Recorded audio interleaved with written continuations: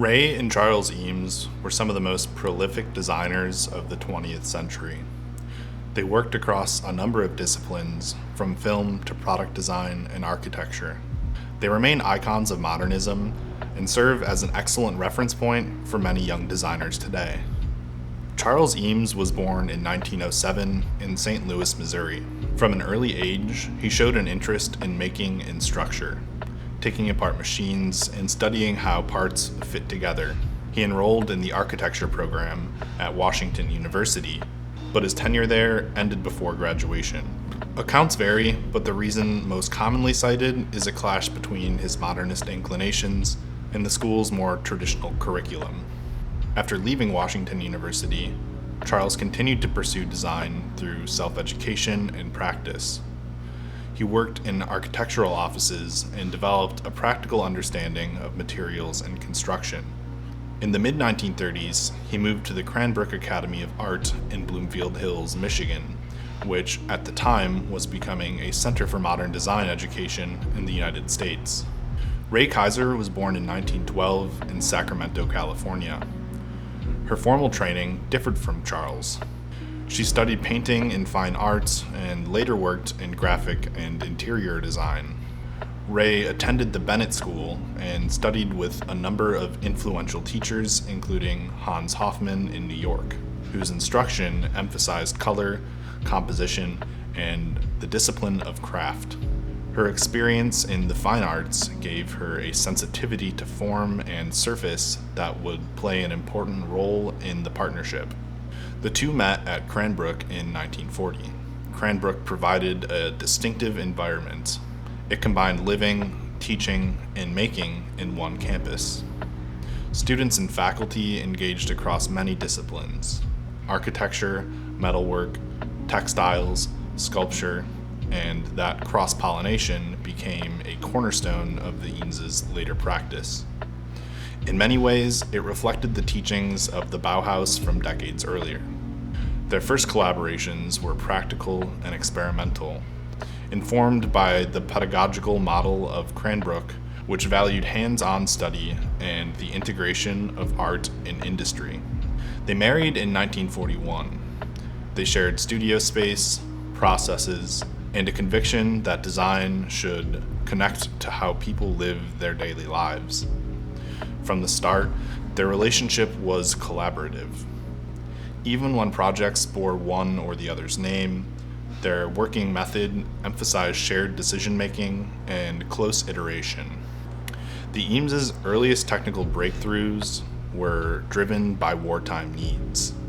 During World War II, industrial processes developed for military purposes became available for civilian manufacturing as the war ended. The Eameses applied this shift to human problems. One of their first notable commissions during the war involved the U.S. Navy. The Navy required leg splints and stretchers that could be produced quickly, would be lightweight, and would provide proper anatomical support. The Eameses adapted plywood molding techniques to this medical problem.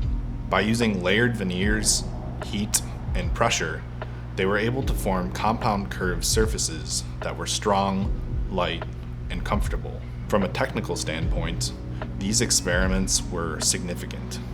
The methods of forming plywood in compound curves were not new in themselves, but the Eameses refined them for repeatable production. Their process demonstrated that a mass-produced object could be both technically efficient and sensitive to human use.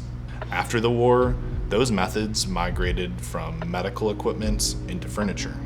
The molded plywood lounge chair, side chair, and later plywood shells for seating showed how industrial techniques could yield forms that conformed to the body without overly thick upholstering. In each case, the design logic was similar: define human needs precisely, then configure material and process to meet those needs reliably and economically. Their workshop in Venice, California became a testing ground. It was not a tidy office.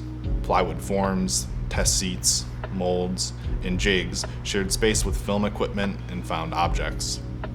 The material experiments on wood resin and later fiberglass established a practical vocabulary the Eames Office would use for decades. Their relationship with Herman Miller began formally in the mid-1940s and would become one of the most consequential collaborations in post-war American design. Herman Miller, under the leadership of executives willing to invest in design and manufacturing innovation, provided a route to production and distribution. The Eames' aim was explicit: put high-quality, well-researched design within reach of ordinary buyers. Their slogan, often paraphrased as "the best for the most for the least," summarized this position. They were interested in scalability, reproducible quality, and an economy of materials that maintained comfort and integrity. Their partnership produced a range of designs that tested different materials and production methods. Early plywood pieces gave way to chairs made with fiberglass shells in the 1950s. The aluminum chair family, designed for office use, integrated structural precision with finish and form. The Eames Lounge Chair and Ottoman, released in 1956, stands apart within this production history. Unlike their more utilitarian shell chairs, the lounge chair was designed to be a more luxurious, private object, more of a living room piece than an institutional or office chair. It combined molded plywood shells with leather upholstery. Its proportions and construction were the result of extensive physical testing. The lounge chair was intended to age well, to be used and appreciated rather than frequently replaced. I have many friends who have enjoyed these chairs for a majority of their lives, and oftentimes they were purchased secondhand. Across their production works for Herman Miller, a consistent set of priorities appears.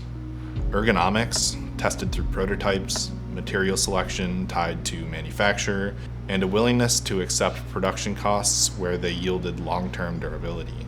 The Eameses designed objects, manufacturing approaches, and user relationships. The Eames House, case study number 8, was initiated as part of the Case Study House program sponsored by Arts and Architecture magazine. The program's purpose was to explore new methods of affordable modern living, using industrial materials adapted from wartime production. The Eames House became one of the most cited outcomes of that project. Built on a modest budget in 1949, the Eames House employed prefabricated steel components, a simple grid, and modular panels.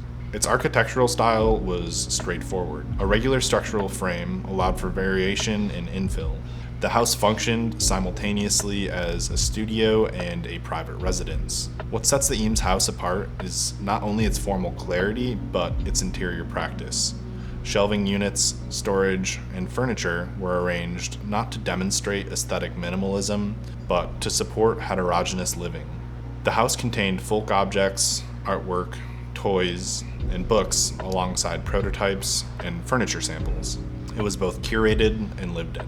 This approach signaled a broader view of what modern living could be. Rather than imposing an austere ideal, the Eameses demonstrated that modern architecture could be accommodating and personal. The house's layering of objects and structure of collected materials and manufactured system created a model for subsequent architects and designers interested in how contemporary life could be organized without sacrificing meaning or comfort. Beginning in the 1950s, the Eames Office shifted attention and resources toward communication as a design task. Film became an important medium because it allowed them to convey complex ideas in accessible visual terms. Unlike their furniture practice, where ergonomics and production dominated, the films addressed scale, system, and perspective. Their films used concise narration, careful sequencing, and inventive editing to make subjects legible. Works such as House, After 5 Years of Living, documented the practical performance of their own home and illustrated lessons about design in daily life. Mathematica, A World of Numbers and Beyond, a museum exhibition produced for IBM, used physical models, mechanical displays, and lighting effects to render abstract mathematical concepts immediately comprehensible to visitors. These projects displayed an important commitment: design as pedagogy. The Eameses believed that designers had a role in shaping public understanding. They designed exhibitions that organized information spatially using scale models, typographic clarity, and interactive displays to make knowledge tangible. In doing so, they treated exhibitions as instruments, tools that function to teach and to mediate experience. Their approach to information design carried forward into later fields. The logic of hierarchy, of simplified visual grammar, and of testing content with audiences resonates in contemporary practice. The Eames Office films and exhibitions are materials one can look to for precedents in how to render complexity accessible. The Eames Office did not mimic the hierarchical model of many architectural practices. Instead, it operated as a collaborative workshop where roles were flexible and learning by doing was emphasized. Prototyping was a central ritual. The office produced a steady stream of physical models, chairs at different scales, mock-ups of interiors, and test rigs for materials. Each prototype served as an argument, a way to represent a decision physically and test it with a hand. Iteration was encouraged. The design process rarely ended at first success. Instead, successful experiments became starting points for refinement. This iterative model is visible in the variations of molded plywood chairs, the successive material explorations with fiberglass, and the evolving configurations of storage units and systems. Another element of their practice was the integration of visual documentation. The Eameses photographed their work carefully. They filmed not only final products, but making processes. The photographs and films were not ancillary, they were part of the project's life cycle, means of dissemination, learning, and record keeping. The Eameses cultivated a workplace where curiosity was institutionalized. They invited collaborations from different backgrounds, engaged with engineers and manufacturers directly, and maintained an open approach to material research. This culture influenced subsequent generations and helped establish a model of the interdisciplinary studio that remains central to modern design education. The Eameses approached furniture not as isolated objects, but as components of broader systems. Their seating, storage, and work systems were designed to integrate seamlessly into homes and offices, reflecting human needs and behaviors. The Eames wire chair and aluminum group office seating exemplified this approach. They combined standardized production techniques with adaptability, allowing for multiple configurations while maintaining aesthetic coherence. This system-based thinking anticipated later trends in modular design, from IKEA furniture to contemporary office systems. A recurring theme in their work was human-centered adaptability. Adjustable chairs, flexible shelving, and stackable seating were not novelty features. They were deliberate design solutions rooted in observation and empirical testing. The Eameses emphasized ergonomics, material efficiency, and the longevity of products, insisting that well-designed objects could improve both comfort and efficiency over time. The Eames Office became a model of interdisciplinary practice, influencing not only design products, but also design culture and pedagogy. Their methodology, observation, prototyping, iteration, and playful experimentation has been widely adopted in design schools and professional studios. They championed user-centered design long before it became a standard concept in design education. By grounding every decision in real human needs, the Eameses created a legacy that informed everything from industrial and furniture design to architecture, exhibition design, and digital interfaces. Their films and exhibitions became teaching tools. Powers of 10, in particular, continues to be used in classrooms worldwide to explain scale, proportion, and the interconnectedness of systems.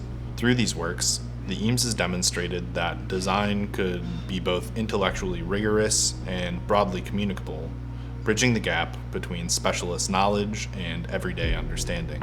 During the 1960s and 1970s, the Eameses continued to expand their work. They explored new materials like fiberglass and plastics, pushing the limits of form and production. While the Eames Lounge Chair had already become a symbol of mid-century modern luxury, the couple's broader practice remained focused on efficiency, clarity, and accessibility. Their later projects included exhibitions for IBM and international shows that explored systems thinking, information visualization, and playful engagement with technology. Charles and Ray remained committed to making high-quality design available to a broader audience. They resisted trends for novelty or ornamentation, instead favoring aspirationally timeless, functional, and thoughtful solutions. Charles passed away in 1978. Ray followed exactly 10 years later, in 1988. Even after their deaths, the Eames Office, archive, and estate continued to preserve and promote their ideas, ensuring that their approach remains a resource for designers worldwide. Charles and Ray Eames shaped modern design not only through objects, but through an ethos of curiosity, observation, and empathy. Their furniture, films, architecture, and exhibitions all reflect the same underlying principles. Design should serve human needs, design should clarify, educate, and improve daily life, and design should integrate materials, methods, and culture into coherent, adaptable systems. Museums around the world house their works, from the Museum of Modern Art in New York to the Vitra Design Museum in Germany. Their furniture continues to be produced and used, and their films remain vital educational resources.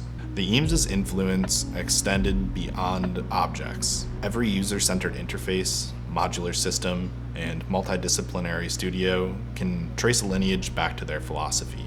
They demonstrated that design is not decoration. It is a tool to improve perception, comprehension, and experience. Charles and Ray Eames once said, "The role of a designer is that of a very good, thoughtful host, anticipating the needs of their guest." Their work embodies this idea. From molded plywood chairs to experimental films, from a modular home to interactive exhibitions, they crafted experiences, systems, and objects that anticipate human needs and desires. Their legacy is enduring. Design as a thoughtful, humane, and accessible practice applied across disciplines, mediums, and generations.